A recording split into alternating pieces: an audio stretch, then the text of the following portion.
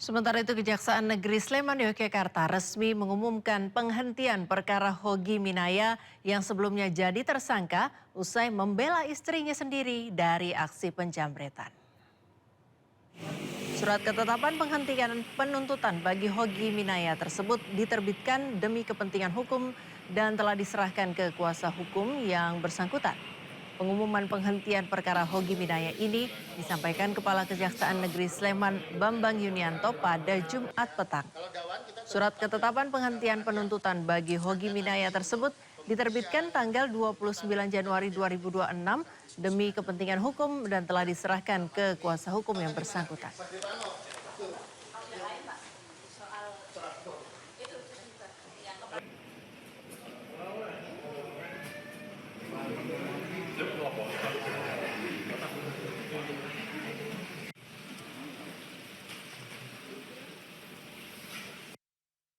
Buntut penetapan tersangka terhadap Hogi Minaya, suami korban jambret, Kapolda Daerah Istimewa Yogyakarta secara resmi menonaktifkan Kapolresta Sleman Kombes Pol Edi Setianto Erning Wibowo.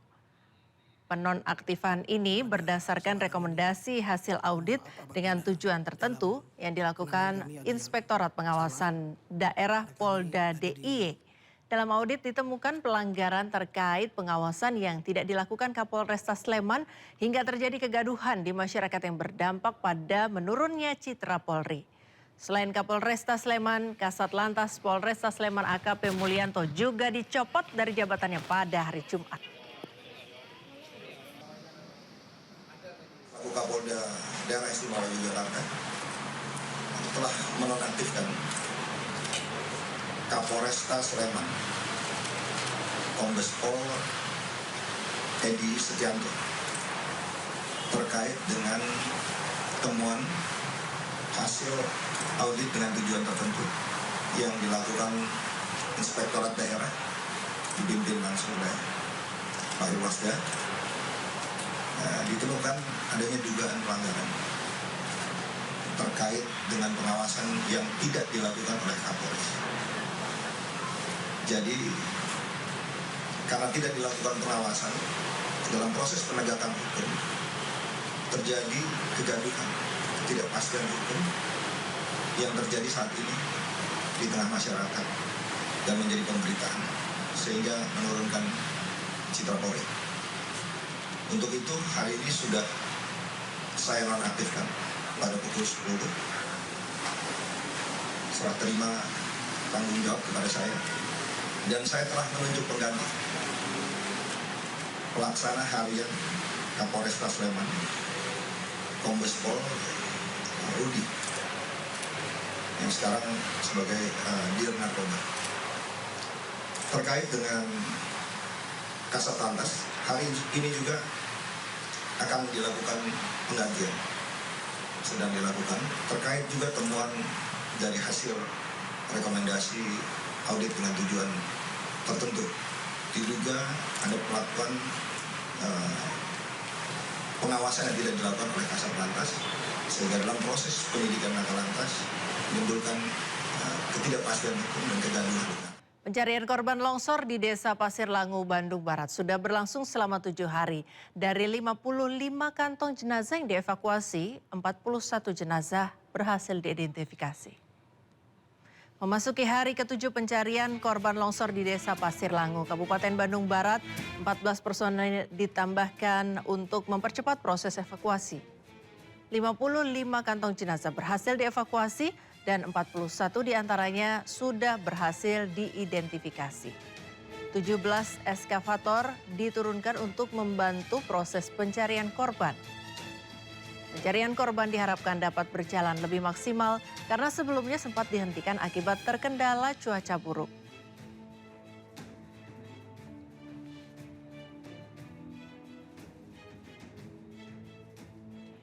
Memasuki hari ke-7 pencarian korban longsor di Desa Pasir Langu, Kabupaten Bandung Barat, 14 personil ditambahkan untuk mempercepat proses evakuasi.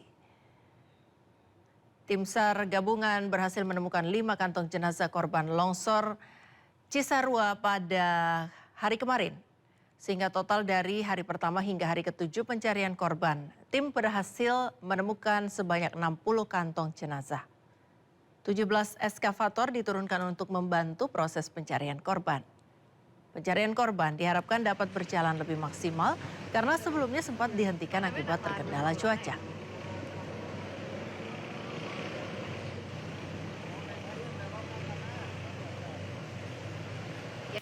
Sehingga hari ini kita alhamdulillah ada 5 body bag yang bisa kita temukan dan kita serahkan kepada teman-teman DVI.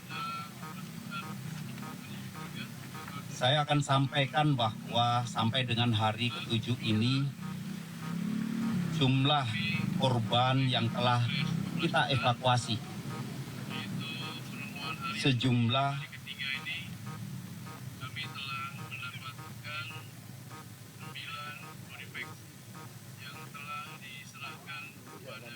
sejumlah 60 body bag. Jadi hari ini telah ditemukan 5 body bag. Sehingga total warga atau yang masih harus kita cari dari laporan awal jumlah 20. Ya pemirsa, untuk mengetahui informasi terkini di sana saat ini kita sudah terhubung dengan Naura Syafika dengan juru kamera Tri Julianti. Selamat siang Naura. Ya Naura, apakah informasi terkini bencana longsor di sana yang bisa Anda sampaikan?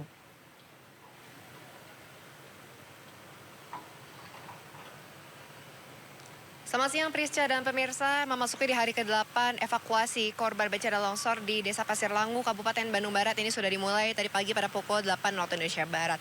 Dan kalau misalnya kita lihat di situasi pagi hari ini dengan cuaca yang cerah dan juga mendukung, tim SAR gabungan sudah memulai untuk mencari di titik-titik mana yang sekiranya masih ada korban tertimbun di dalam tanah dengan adanya bantuan 17 eskavator baik yang berukuran besar dan juga berukuran kecil. Dan Prisca dan pemirsa, di tempat kami melaporkan saat ini merupakan salah satu sektor yang sudah dibagi menjadi beberapa sektor dan ini adalah sektor A1.